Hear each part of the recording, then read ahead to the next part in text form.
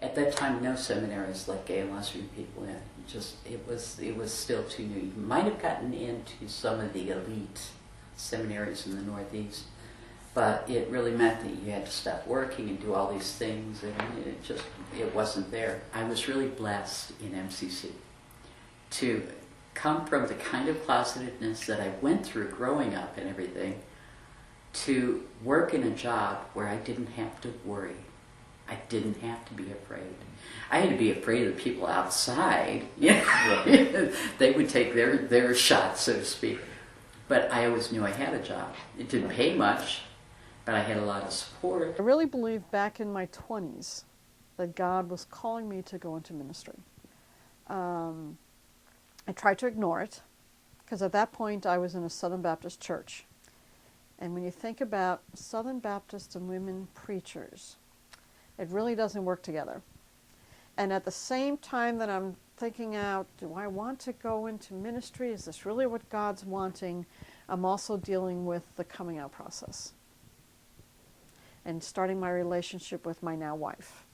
So all this is going on, and I'm thinking, this can't possibly be what God wants. So when I went, and I had originally started at college to get a degree in religion, and I changed that to history and got my teaching certifications. While I was teaching, there was a point in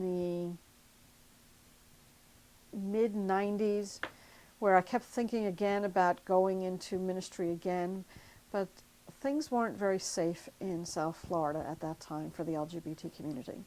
So my partner was really afraid about me going into ministry and what that would have meant for our safety in the community. So again, I put it off, and finally it got to the point where I would wake up in the morning and realize, this is not what God wants me to be doing. And every morning I wake up with that same thought, this is not what I'm to be doing in my life.